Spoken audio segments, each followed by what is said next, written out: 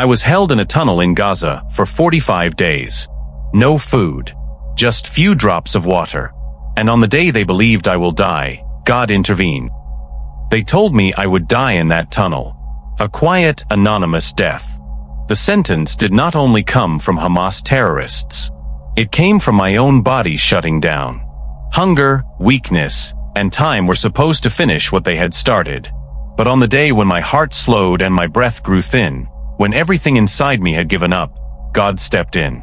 What happened in that tunnel beneath Khan Yunis was not just a miracle to save my life. It was a message, one that reached beyond the walls of the earth, beyond the darkness, beyond the fear. A message meant for the world. If this story has already touched your heart, I invite you to subscribe to the channel and turn on the notification bell so you don't miss any testimonies like this. Leave a like. It helps this message reach more people. And comment below with the city or country you're watching from. It would mean so much to see how far this story reaches. May it speak to your heart the way it changed mine. My name is Eliav. I am 38 years old, born and raised in a quiet neighborhood in Beersheba, in southern Israel. I am a pastor of a small Christian fellowship group. We are not a large church. We gather in homes, in community centers, sometimes in the open desert when the weather is gentle. My life was peaceful. I am married, and I have 2 children, both still young enough to jump into my arms when I come through the door. My days were filled with teaching the Bible, visiting the sick, praying with families, and helping people who were going through difficult times. I lived a simple life, a normal life, and I never imagined that anything violent or extraordinary would ever happen to me. I believed my path would be steady and calm, serving God quietly. I must tell you something important. Even though I am a pastor, I was always a man who believed in peace. I respected Muslims. I respected Jews. I respected Christians. I respected anyone who sought God sincerely. I never believed faith was something to fight about. I always believed that love and kindness were stronger than fear and division. In our region, in Israel and Gaza, there is pain and history that goes back generations. People grow up hearing stories of war, enemies, loss, and anger. But I always felt that if we could look into each other's hearts, we would see that many of us want the same thing: to live, to love, to raise our children in safety. This belief shaped everything I did in ministry. One of the ways I tried to live out this belief was through humanitarian outreach. There were families near the border of Gaza who were suffering, both Israeli and Palestinian families. Some had lost homes to conflict. Some struggled to find food or medical care. Some simply needed to know that someone saw them, that someone cared. With a small team, I helped deliver boxes of food, water, clothes, and medicine. We did not ask about politics. We did not ask what people believed. We just helped. Sometimes this meant traveling close to the border near Khan Yunis and Rafah, areas that were often tense. But I was not afraid. I believed God guided my steps. My wife worried sometimes. She would hold my arm before I left and say, "Please be careful." She would look into my eyes as if searching for reassurance that I would return. I always told her the same thing: I will be fine. God is with me. I believed that. I truly did. I did not think I was walking toward danger. I thought I was walking toward people who needed love. But the border area was not just a place of need. It was also a place of anger, watchfulness, and suspicion. Israeli soldiers watched from towers. Palestinian fighters watched from shadowed paths. Drones hummed like insects in the sky. The land itself felt like it was holding its breath every day. On the morning of my capture, the air was hot. The sun was bright and harsh, and the wind carried sand that stung lightly when it touched the skin. I remember holding a box of supplies in the back of the truck and thinking about the families we would meet that day. I remember feeling calm, focused, even a little thankful that I had the strength to help others. Nothing felt strange. Nothing felt wrong. Sometimes danger does not announce itself. It waits silently, like a shadow around the corner. We were driving near a farm road not far from the border fence, a place we had traveled many times before. It was familiar enough that we did not feel alert or tense. That is why the shock was so great. The attack happened in seconds. One moment the road was empty, quiet, and dry under the sun. The next moment, 2 vehicles rushed from behind an abandoned building, blocking our path. I heard shouting, men's voices, harsh and commanding, speaking Arabic quickly and loudly. I did not understand every word, but I understood enough to know we were being taken. My heart began to beat so fast I could feel it in my neck. I tried to speak, to raise my hands, to show that we were not soldiers, not threats, only volunteers. But the men had already decided what we were. They pulled me out of the truck. Hands grabbed my shoulders, my arms, my clothes. Someone placed a cloth over my eyes. The world went dark and wild. I can still feel the ground under my feet as they forced me to walk. The sand shifted. The ground sloped downward. The air changed, cooler, damp. When the blindfold came off, I was no longer under the sun. I was standing inside a tunnel. The walls were made of hard-packed earth, reinforced with wooden beams. The light came from weak electric bulbs strung along the ceiling. I knew immediately where I was. The tunnels under Gaza. Stories had been told about them for years. Places of movement, secrecy, weapons, fighters, and fear. The men around me were not thieves. They were not kidnappers waiting for ransom. They were fighters who believed they were serving Allah and protecting Islam. I could see it in their eyes. They did not ask for money. They did not ask for negotiations. They asked me one question: why do you teach your faith here? The meaning struck me with a heavy, cold clarity. This was not about politics. This was about belief. This was about ideology. I was not a prisoner for exchange. I was a captive of conviction. They led me deeper into the tunnels, turning corner after corner, until I lost all sense of direction. The air smelled of damp soil, sweat, and diesel. The narrow walls made the space feel tight, like breathing required effort. My legs felt heavy. My chest felt tight. My thoughts tried to make sense of what was happening, but no answer came. I want to tell you the exact moment I understood the truth. It was when they locked me in a small room carved out of the earth. A single mat lay on the ground. There were no windows, no fresh air, only dim yellow light flickering slightly. I heard footsteps fading away. I heard the door close. I heard the metal bolt slide into place. And in that silence, I realized something that froze my heart. I was not coming home soon. I was not in a place where negotiations would happen. I was not in a place where someone would talk about release. I was in a place where my faith was seen as a threat. I was in a place controlled by men who believed they served God by breaking men like me. In that moment, the calm life I knew felt like a memory from another world. The tunnel was not just a prison of soil and stone. It was the beginning of a spiritual darkness I had never known. The air inside the tunnel was heavy, as if it sat on my skin and tried to move into my lungs. I could smell damp soil mixed with a sharp scent of diesel fuel from generators somewhere deeper underground. The walls were rough to the touch, made from packed dirt held up by wooden boards that looked worn from age and humidity. The light was weak and yellow, coming from a long wire of bulbs that flickered every few minutes, making the shadows jump across the walls. The floor was uneven, sometimes hard and sometimes soft, with sand gathering in small piles where footsteps had moved it over time. The air did not move.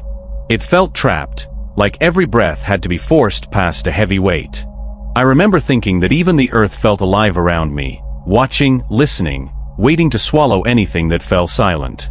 The men who guarded the tunnels were not loud. They did not shout unless they needed to. Most of them were young, some looking no older than 20.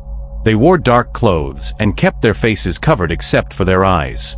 The rifles they carried were always in their hands, never on their backs. I heard them speak softly to one another in Arabic. I understood pieces of their sentences. I heard the word Allah often. I heard Islam. I heard talk of prayers, of obedience, of struggle. Sometimes I heard one say Inshallah, which means if Allah wills.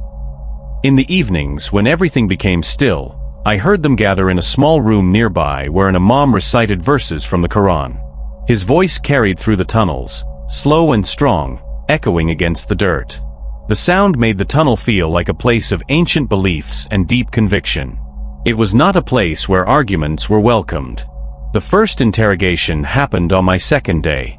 They brought me to a small space carved into the tunnel wall. There was a single chair and nothing else. A man sat across from me. He did not wear a mask. His beard was black, and his eyes were steady and calm, as if he believed every word he spoke carried truth. He did not yell. He did not threaten. Instead, he asked me why I came near Gaza. I told him I came to bring food and help families. He listened, but did not believe me. He leaned closer and asked me why I spoke about Jesus to Muslims. He accused me of trying to pull people away from Islam, away from Allah. I told him I only offered love and help and only spoke when someone asked me. His face changed when I said that. He said, "Even one seed can grow into a tree." He believed I was dangerous. They brought me back to my small cell-like room. I sat on the mat and tried to pray. Usually when I prayed, I felt peace, a quiet presence, a closeness, like resting my head on the chest of a loving father. But here, in the darkness and damp air, my prayers felt heavy. They did not rise. They seemed to sink into the earth beneath me. I whispered Jesus' name, but the silence was thick, pressing against my ears. I tried again and again, but there was no warmth, no comfort, only my own tired breathing. It frightened me. I thought that maybe God could not reach into this place. Maybe the walls of the earth were too thick. Maybe the fear in my chest was blocking my voice. I tried to stay calm, but inside I felt a shaking panic. I had never prayed and felt alone before. The hunger began on the third day. They gave me a small piece of bread in the morning and sometimes a cup of water in the evening. The bread was dry and hard, and the water tasted strangely of metal and dust, but I drank it anyway. My stomach cramped and twisted, begging for more, but there was nothing I could do.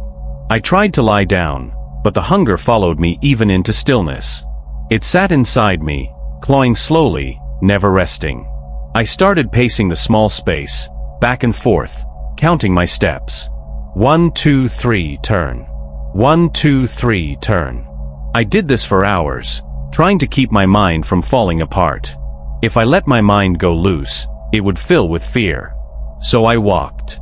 I walked until my legs shook and my breathing became fast. At night, the tunnel grew colder. The walls felt wet when my shoulder brushed against them. The air smelled even heavier, as if breathing meant taking in the earth itself. I wrapped my arms around myself and curled up on the mat, trying to stay warm. I could hear footsteps outside my door. Sometimes they stopped. Sometimes they lingered. I wondered what the guards thought when they looked in. To them, I was not a man who brought food. I was a threat to their faith. I began to understand that their belief was as deep as mine. They believed they were protecting their people and their religion. This realization did not comfort me. It made me even more afraid because I saw that this situation had no easy ending. There was no conversation that would undo their conviction. The imam's voice continued each evening.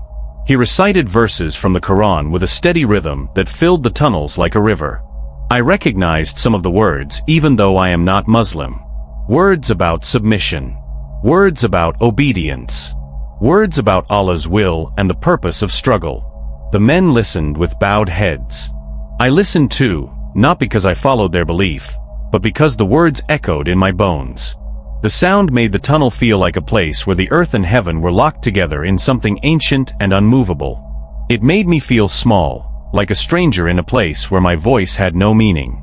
I tried to hum a song of worship sometimes, but the sound felt thin, almost disrespectful in a place that vibrated with another kind of faith. By the fifth day, the hunger grew sharper. My stomach felt hollow, like a cave inside me. My hands trembled when I tried to stand. My head ached, and sometimes when I closed my eyes, I saw shapes moving, shapes that were not really there. I tried to pray again, whispering slowly so my voice would not break. I asked God to speak to me, to comfort me, to show me that He had not left me. But the silence was deep and complete, like being underwater. I began to wonder if God allowed this to happen for a reason I did not understand. But the wondering did not bring peace. It brought confusion and fear. I worried that maybe my faith was weaker than I thought. Maybe I was not as strong as I believed. One night, I pressed my forehead to the ground and cried quietly so the guards would not hear. I cried because I felt forgotten. I cried because I missed my wife, my children, my home. I cried because the earth around me felt like a grave, and I feared that I would never see the sun again. I cried because my prayers felt like stones falling into a deep well with no sound of them hitting the bottom. I cried until I was empty and tired. When I finally stopped, the silence felt even louder. I listened for God's voice. I waited for a sign. But nothing came. Only the deep sound of the generator rumbling somewhere far away, like the slow heartbeat of the tunnel itself. The days began to blend together. It was hard to know when one ended and another began because there was no sunlight to mark time. I counted by meals, but sometimes the bread did not come, so I counted by sleep. My thoughts became slow. I would try to remember a psalm, and the words would come in pieces, out of order. I tried to remember the sound of my children's laughter, but even that memory became blurry. The hunger was not just in my body now, it was in my mind. It was eating the edges of who I was. I knew I had to hold on to something, anything. So I repeated one sentence to myself every day over and over. God is here, even when I cannot feel him. I did not know if it was true, but I needed it to be. On the 8th day, the guard who brought my bread looked at me longer than usual. His eyes were dark, and his expression was unreadable. He asked me quietly in Arabic, "Do you still pray?" I swallowed, my throat dry and rough. I nodded. He did not smile. He did not frown. He only said, "Then pray louder." His words confused me. I did not know if he meant that as a command, a challenge, or a warning. But when he walked away, I understood something. He wanted to know if my faith had broken yet. He wanted to see if the silence had defeated me. At that moment, I realized something deeper. I was not just starving in my body. I was being tested in my spirit. Fear, hunger, and silence had wrapped themselves around me like chains. I felt myself sinking into a place where time, sound, and hope were fading. I did not know what would come next. I did not know how long I would survive. The tunnel felt endless, and my strength felt small. I did not yet understand that this silence was not abandonment. It was the beginning of something much greater, though at the time, all I felt was the weight of the darkness pressing closer each day. The hunger began to change around the 10th day. At first, hunger had been a sharp pain, like my stomach was twisting and clawing for food. But now, the pain faded into something much worse. It became emptiness, like I was hollow inside. The feeling was not loud anymore. It was slow and deep, spreading through my whole body. My arms felt light, as if they were made of paper. My legs felt weak, and when I tried to stand, my knees shook. I would walk a few steps in the small space of my cell, but my breathing became heavy, and black spots appeared in my vision.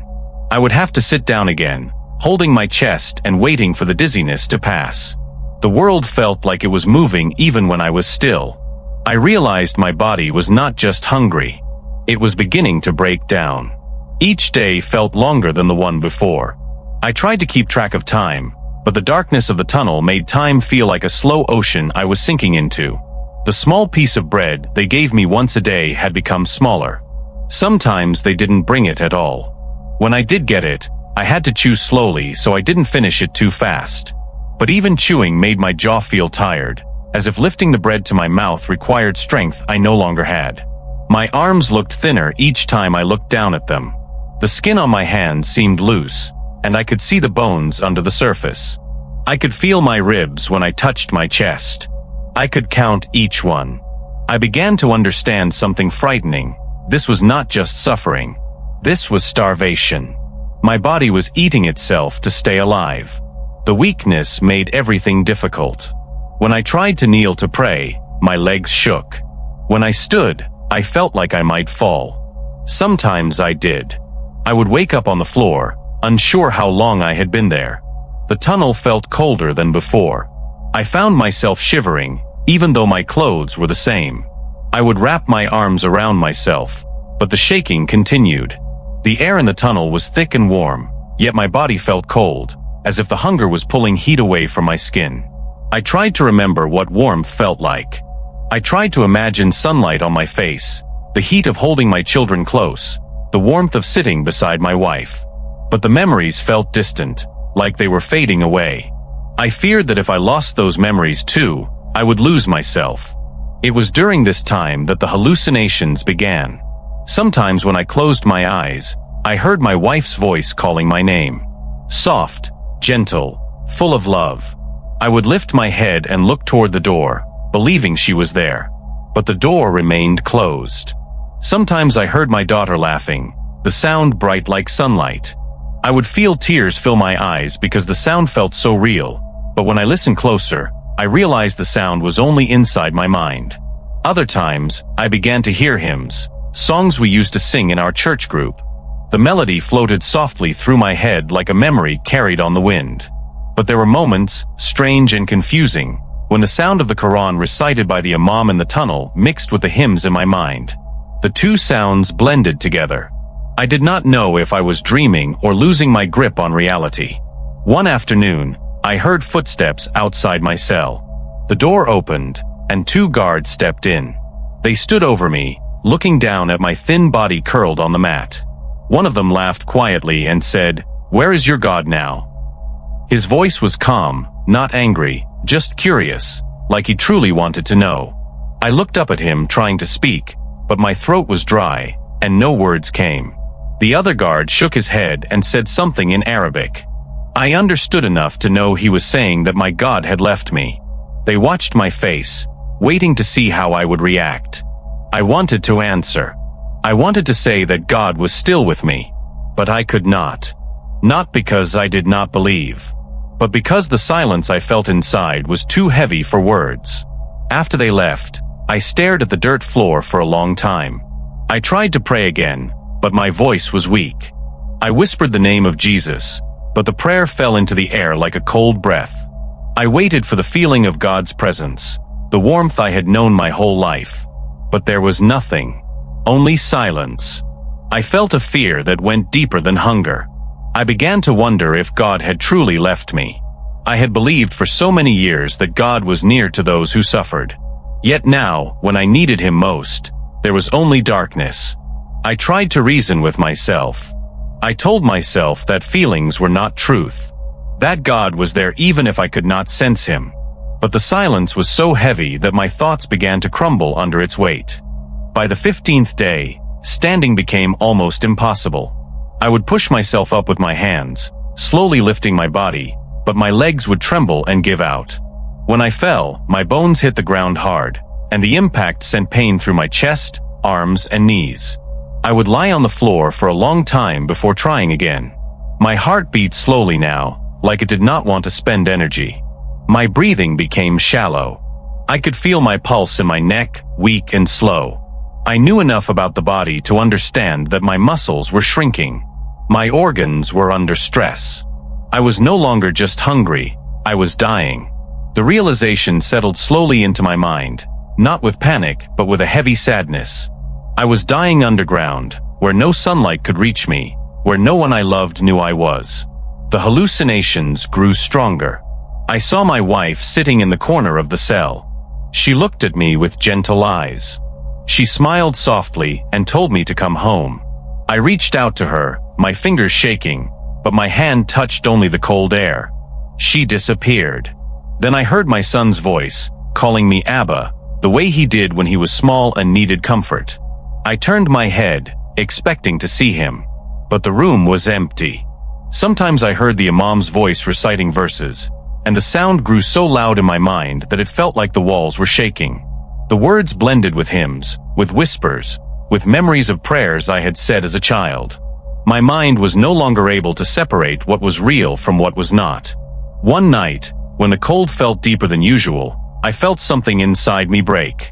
I was lying on my side, my arms wrapped around my body, the mat rough under my cheek. I whispered a prayer, but the prayer was not a request. It was surrender. I said, if I am to die here, then let it be. I cannot fight anymore. As soon as I said the words, I felt my body relax in a way it had not in days. My muscles stopped trembling.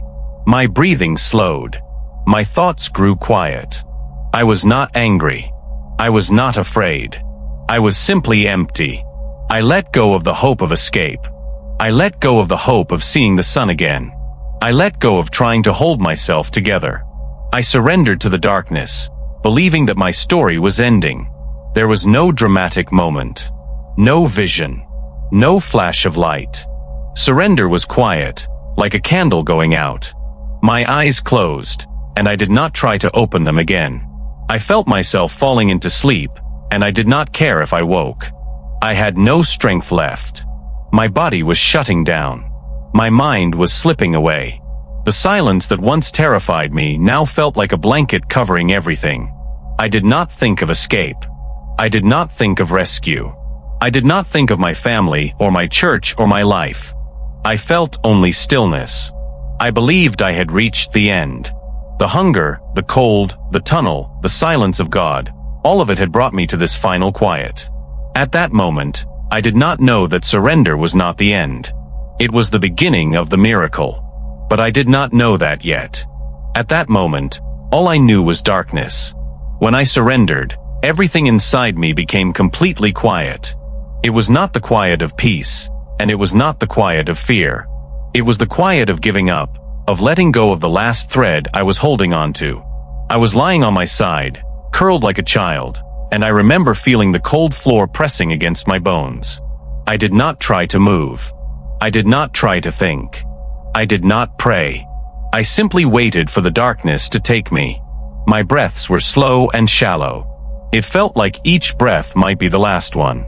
I felt my heart beat slowly, like it was tired of working. There was no strength left in me. I believed I was dying, and I accepted it. I do not know how long I remained in that state, because time did not feel real anymore. The tunnel had no day or night.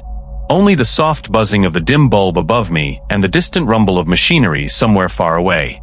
My eyes were closed, and I was not aware of my surroundings. I was somewhere between sleep and death. Then, very slowly, something began to happen. It started deep inside my chest, in the center of my body, in a place no one can touch with their hands. At first it was very small, so small I thought it was only my imagination. It was a soft, gentle warmth, like a spark glowing under ashes. The warmth did not burn. It did not rush. It grew slowly, with patience, as if it was sure of itself. The warmth began to spread from my chest to my back and up into my shoulders. I could feel it moving like a slow river of heat. It was not the heat of fever, nor the heat of pain. It was the heat of something alive. Something pure. My breathing changed. I took a deeper breath without meaning to.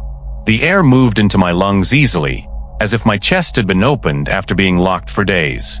Then I exhaled, and the breath felt smooth and full, not forced or painful. My lungs filled again, and I felt the warmth spread further. My eyes opened slowly, and I looked at the ceiling. The dim light that once felt cold and uncaring now seemed soft. The tunnel did not feel like a prison in that moment. It felt still, quiet, gentle. I blinked and realized something else. I was not shaking anymore. My muscles were no longer trembling. The weakness that had kept me on the ground did not feel like it controlled me. I sat up slowly, expecting dizziness, expecting blackness, expecting the world to tilt and spin. But it didn't. My vision was clear. My breathing steady. My mind calm. I placed my hand on my chest and felt my heartbeat. It was strong. Firm. Steady. I could not understand how. The hunger was gone. Not lessened. Not quiet. Gone.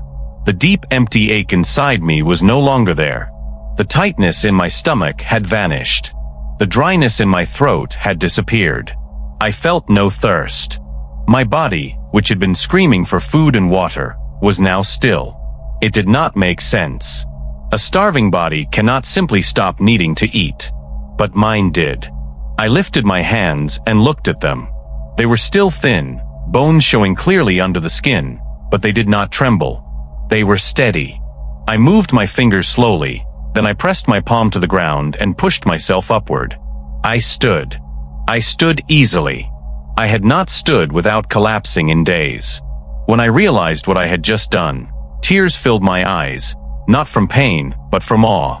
I was standing in the same cold tunnel where I had felt abandoned, forgotten, alone. But I was not alone. I could feel it. The presence was not outside me. It was inside me, around me, filling the air I breathed. It was soft and powerful at the same time. It was gentle, like a hand resting on my shoulder.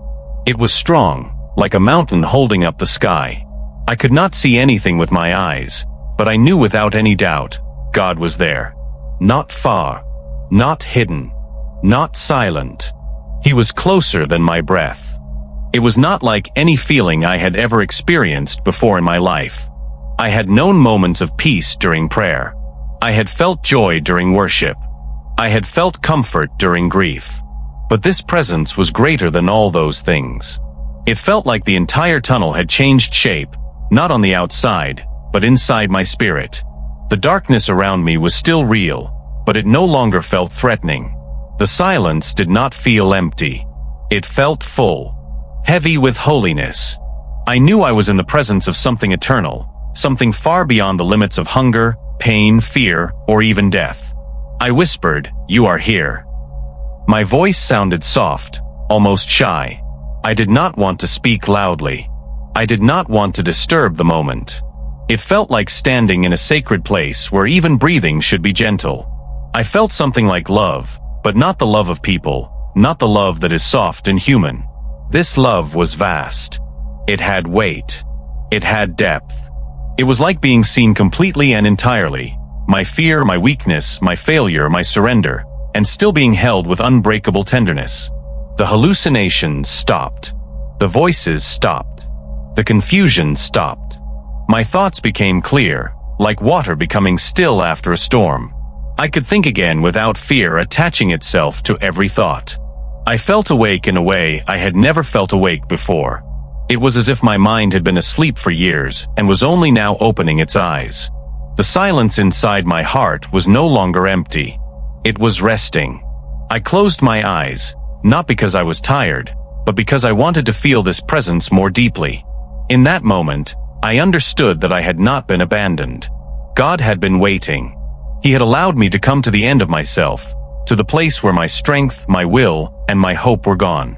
Only then could I understand that life did not come from my body, or my strength, or my faith, or my effort. Life came from Him.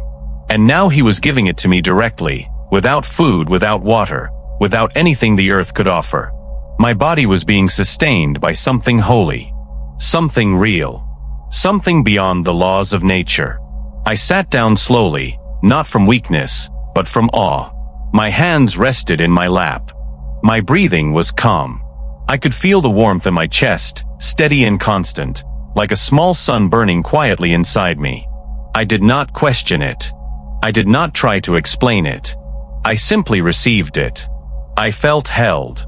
I felt alive. I felt known. I did not ask God to save me. I did not ask Him to free me.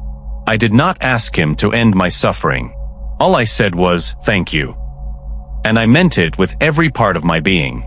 For the first time since entering the tunnel, I was not afraid. I was not hungry. I was not alone. I was in the presence of God. And nothing in the world was more real than that. The next time the door opened, I was sitting upright on the mat with my back straight and my hands resting calmly on my knees. I did not rise to look strong. I did not plan anything. I was simply sitting in peace because peace was inside me. The guard who stepped into the room was a young man named Mahmoud. I had heard others call him by that name many times. He was usually confident, his steps firm, his voice sharp. But when he entered and saw me sitting with strength in my body and clarity in my eyes, he stopped. He did not move forward. His face changed. His eyebrows lifted, and his mouth opened slightly, like he was seeing something impossible. He stared at me for a long time before remembering to close the door behind him. His silence was not anger. It was confusion. Mahmoud had seen me before when my body was shaking and weak, when I could not stand without falling, when I could barely lift my head. He had brought bread and water to me in those days, and he had watched me fail to eat because my hands shook too much. He knew how close to death I had been. He knew hunger and weakness by sight. Every man in the tunnels knew what starvation looked like. And what he saw now was not starvation. My body was still thin, but I was steady. I was breathing calmly, and my eyes were clear. I met his gaze without fear. He took a small step backwards. It was not planned. It was the step of a man who had just seen something that broke the rules he believed governed life. He left quickly, without saying anything. The door closed softly, not slammed like before. I heard footsteps move down the tunnel, faster than usual. Voices whispered. One voice said my name. Another said he should be dead. Their words traveled through the narrow passage like ripples across the surface of still water. I did not feel pride. I did not feel victory. I simply sat in silence, breathing in the presence that filled the space around me. I did not need to speak. I did not need to explain. What was happening did not come from me. I was only the one who was witnessing it from inside my own body. Later that day, 2 guards came to my cell. One of them spoke through the door and told me to stand. I stood without difficulty. They opened the door slowly, as if expecting me to fall or stumble. When I stepped forward, they stepped back. Not because they feared attack. My body had no strength to harm anyone, but because they did not understand what they were seeing. They led me down the tunnel to a larger room lit by a brighter bulb. On the ground, there was a mat and a small stand with a Qur'an resting on top of it. I knew what this meant. They had called the imam. The imam entered a moment later. He was an older man with a trimmed gray beard and a calm face. His eyes were sharp, thoughtful. He did not fear me. He did not look angry. He looked curious. He sat down across from me, and he opened the Qur'an. He began to recite. His voice filled the room, deep and measured, like a steady stream of water flowing over stones. The sound moved through the air and wrapped around us. The guards watched from the walls, their faces tense, waiting. They expected the verses to unsettle me, to expose madness, to reveal weakness. They expected my mind to break if it had not already. But my mind was clear. The imam's voice did not disturb me. I listened to every word with stillness inside me. I did not close my eyes. I did not tremble. I breathed slowly and deeply. The peace that had filled my chest did not move away. It remained strong and steady. The imam continued, his voice shifting from soft to strong and back again. At one point, he looked directly into my eyes as he recited. I held his gaze, not with challenge, not with defiance, but with peaceful openness. When he finished, the room was silent. The silence was not empty. It was full, so full it felt heavy. The imam spoke first. "Are you in pain?" he asked. His voice was gentle, not accusing. I shook my head. He studied my face for a long moment. Then he asked, "Are you afraid?" I shook my head again. His eyebrows lowered slightly, like he was trying to solve an impossible puzzle. Finally, he asked, "How do you have strength?" I did not explain. I did not preach. I did not try to convince him. I simply said, "God is here." He did not ask which God. He did not need to. The presence in the room was something his spirit understood, even if his mind could not fit it into the shape of his beliefs. The imam closed the Qur'an very slowly, as if his hands were suddenly unsure of themselves. He stood up, and he did not look away from me. For a moment, I saw something in his eyes. Not fear, not anger, but recognition. He had seen something sacred. Something he could not name. He turned to the guards and spoke quietly. The guards did not move. They were frozen in place, watching both of us. The imam repeated himself, louder this time, and the guards stepped back as if waking from a dream. They led me back to my cell, but they walked behind me, not beside me. They did not touch me. Later, a doctor came. He carried a small bag with instruments. He did not look like the fighters. He looked like a man who had spent his life studying bodies and sickness. He examined my arms and legs. He placed his hand on my chest and listened to my heartbeat. He checked my pulse. His face tightened. He asked how many days I had been in the tunnel. One of the guards answered for me. The doctor's face changed. He said it again, slower, as if he did not trust his ears. When they confirmed the number of days, he looked directly into my eyes, and in that moment, I saw fear.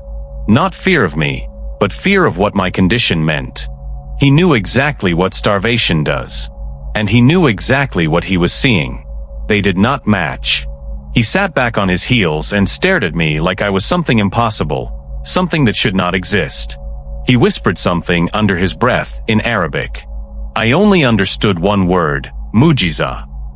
Miracle. He packed his tools slowly, his hands unsteady, and he left without saying anything else. The guards followed him out. The door closed. And then the whispering began. It spread through the tunnel like wind moving through dry wheat. I heard my name. I heard the word miracle again. I heard the word fear. No one came to mock me anymore. No one came to test me. No one yelled.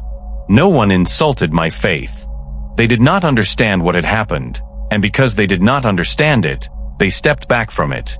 After that day, the guards who brought bread stopped placing it in front of me. They set it down carefully, as if placing something near something holy. They did not look directly at me when they opened the door. Their eyes would flick toward me and then quickly away. When they walked past my cell, their footsteps slowed. The laughter and loud talking that once filled the tunnels at night faded. The air in the tunnel changed, not physically, but in spirit. The space where I sat, the place that had once been a prison, now felt like a sanctuary. Not because the walls changed, but because the presence of God made the ground itself feel sacred.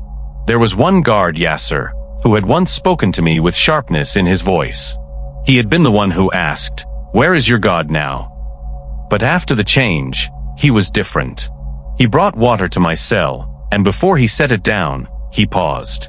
He looked at me directly, and there was no anger in his eyes. There was softness. There were questions. He did not speak at first.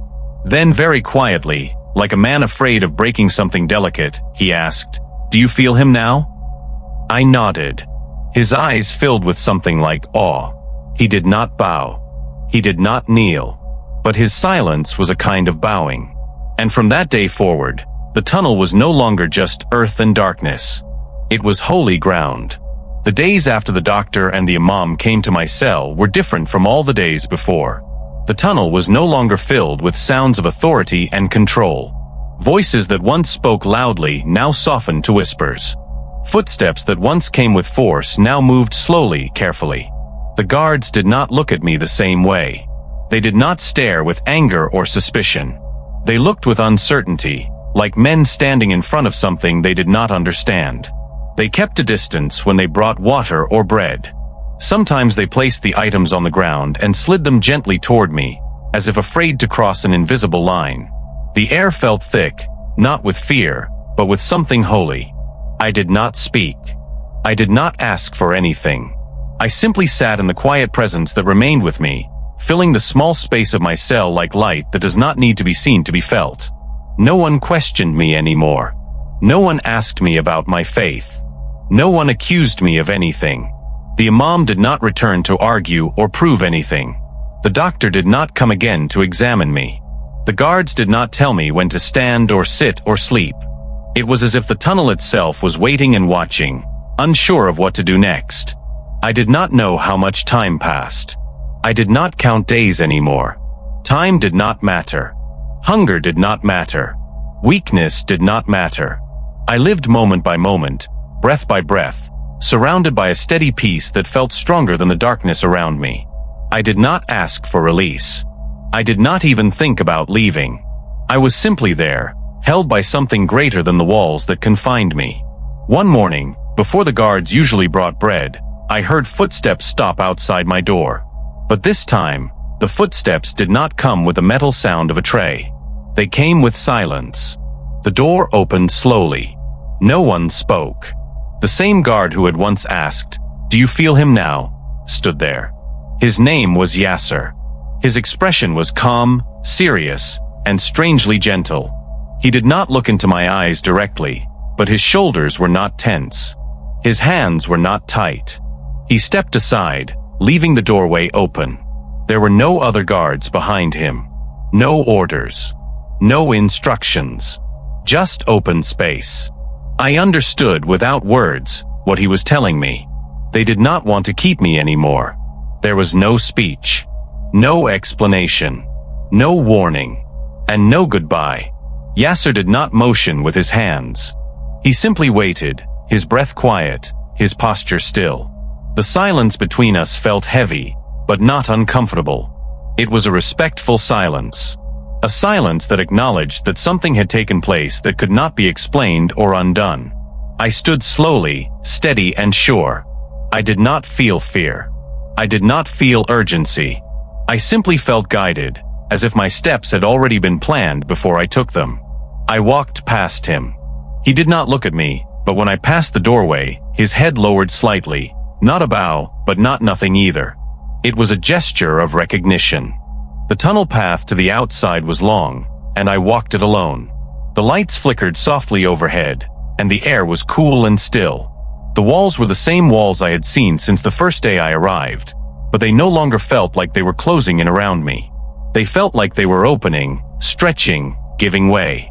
I walked slowly, my feet moving with a quiet strength.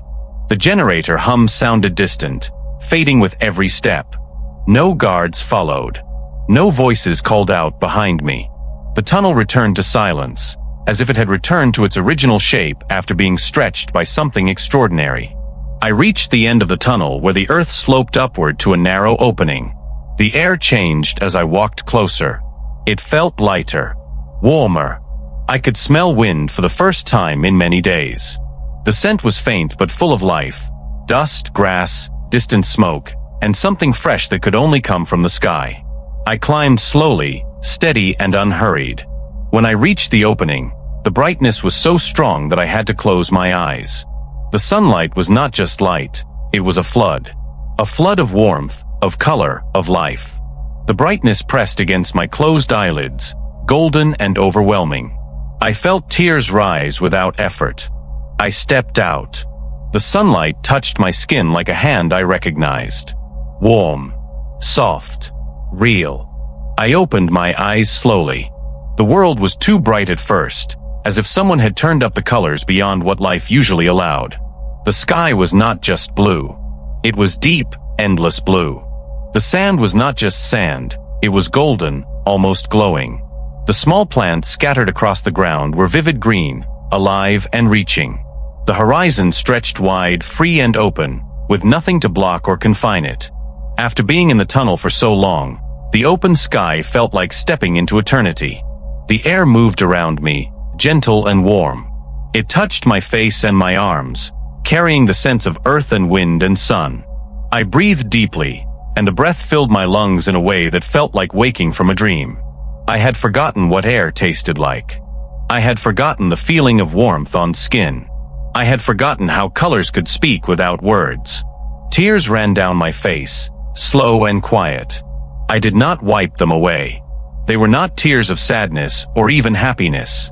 They were tears of awe, tears of life. I looked around slowly. I recognized the land. The tunnel entrance was somewhere near Khan Yunis, close to the edge of fields that stretched toward the open desert plains. There were no buildings, no guards, no signs of civilization nearby. Only land, wind, sun, and sky. The silence was huge but gentle. Not the silence of the tunnel, which had been heavy and trapped. This was the silence of open space, where sound was free to travel as far as it wished. I took my first step forward. The ground was soft under my feet. Each step felt like I was learning to walk again. The world did not rush. It did not demand. It simply existed, waiting. I could hear small sounds now. The wind moving across dry grass. The distant call of a bird. My own breathing. My own footsteps. Simple sounds. Ordinary sounds. But they felt holy. Because life felt holy. As I walked, I realized something inside me had changed in a way that would never return to what it had been before. The world I stepped back into was the same world I had known before the tunnel. same sky, same land, same sun, but I was not the same man.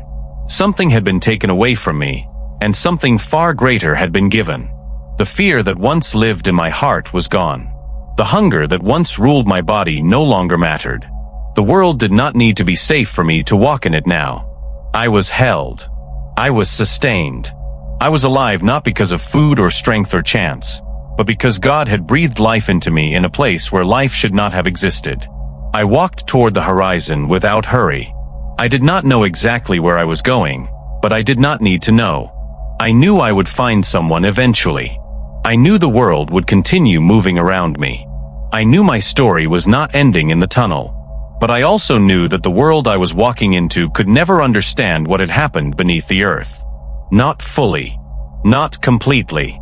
Because what had touched me there was beyond words, beyond reason, beyond proof. I walked because my legs carried me. I breathed because breath had been restored to me. I lived because God had decided I would live. And as I walked into the sunlight, I understood something with a clarity that needed no voice. I would never be the same again. When I finally reached a road, I saw a small truck in the distance. The driver slowed when he noticed me. He looked confused, maybe even concerned. He said something in Arabic, asking if I needed help.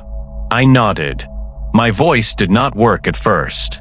I could only raise my hand and point in the direction of the border. The man did not ask many questions. He could see I had been through something beyond ordinary life. He drove slowly, as if he sensed my body was still adjusting to movement in the open world. The wind blew through the window, and I held onto the feeling of it. I did not speak. I did not need to. The silence was kind, not heavy like before. When I finally reached a place where I could cross back into Israel, my legs felt weak again, but not because they were failing. It was because I understood I was returning to a life that had once been mine, but I was not the same man who had left it. When I reached home, I did not knock right away. I stood outside my door, breathing in the familiar scent of the neighborhood, the warm stone, the dust, the faint smell of bread baking somewhere nearby. I remembered playing with my children on this street. I remembered sitting on the steps with my wife in the evening, watching the sky slowly darken. The memory felt heavy, full, and close. My hand shook when I finally lifted it to knock. I did not know what I would say when the door opened. I did not know what my wife would feel when she saw me. But when she opened the door, there were no words needed. Her eyes widened, and tears filled them instantly. She did not ask questions. She did not speak at all. She stepped forward, placed her hands on my face, and we held each other silently, breathing the same air, feeling the same relief. My children came soon after. They stood in the doorway for a moment, unsure if I was real. They had known I was gone. They had felt the emptiness of my absence, even if they did not understand everything. When they ran into my arms, I felt something inside me break, not with pain, but with a release of every hidden ache that had formed inside my heart during those days in the tunnel. I held them tightly, and they pressed their faces into my chest. I did not tell them where I had been yet. I did not need to explain suffering to young hearts. All they needed was the touch of my arms and the sound of my voice whispering, "I am home now." The days that followed were quiet. My body began to heal slowly. I ate carefully, because my stomach had forgotten how to receive food. I walked in small circles in my yard, because my muscles needed time to remember strength. My wife sat with me often, sometimes in silence, sometimes holding my hand, sometimes reading scripture aloud. I did not need noise. I did not need explanations. I needed stillness. The presence that had filled the tunnel did not leave me. It followed me home, steady and sure, like a shadow made of light.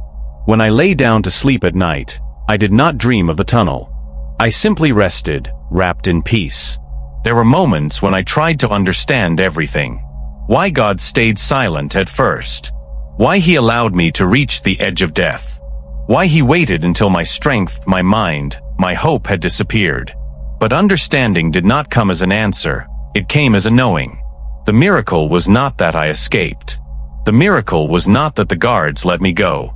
The miracle was not the release. The miracle happened in the starvation, in the darkness, in the moment when everything that made me human failed. God did not save me from the suffering. He met me inside it. When my body died, He became my strength. When my mind broke, He became my clarity. When my hope ended, He became my life. I realized something important, something I must say clearly. Many people believe God's miracle is always the escape, the rescue, the open door, the salvation that can be seen. But the true miracle is deeper. The miracle is that God is present when there is no sign of Him. The miracle is that He sustains life even when every reason to live has vanished. The miracle is that hope can return in places where life does not belong. The miracle is not the tunnel opening. It is God filling the tunnel. It is God breathing inside a dying body. It is God sitting in silence with a soul that has nothing left to give. When people ask me if I was afraid, I tell them yes. I was afraid when I believed I was alone. I was afraid when I thought I had to save myself. I was afraid when I thought faith meant being strong. But when I lost everything, when I stopped trying, when I stopped fighting, when I surrendered, fear left. Because there was nothing left to fear. I had reached the bottom of myself, and God was waiting there. He had always been there. I had simply never been empty enough to see Him fully. I speak now because I know someone who listens to this story might be in their own tunnel. Maybe not a tunnel of earth and darkness, but a tunnel of sickness or loneliness or depression or fear or pain that feels like it has no end. A tunnel where God feels silent. A tunnel where hope feels gone. And maybe you have prayed and heard nothing. Maybe you are asking the same question I once asked. Where is God now? I need you to hear me. God is there. Even when you feel nothing. Even when you see nothing. Even when your strength is gone. Especially then. Hope does not begin when you are strong. Hope begins when your strength ends. Because it is not your strength that holds you. It is His. So I speak now to you who are listening. Not as a man who survived something. Not as a man who is strong. But as a man who died and lived again through a miracle that I cannot explain. I speak because someone needs to know that their story is not over. Your darkness is not the end. Your silence is not the absence of God. Your pain is not wasted. God waits in the deepest place, the place where you stop trying to save yourself. You do not have to climb out on your own. You only have to open your heart and say, I cannot do this. But you can.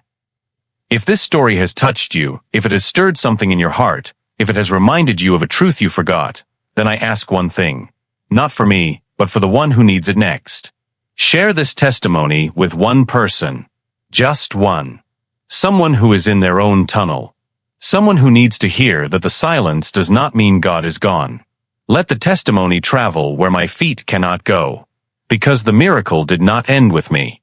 It is meant to continue with you.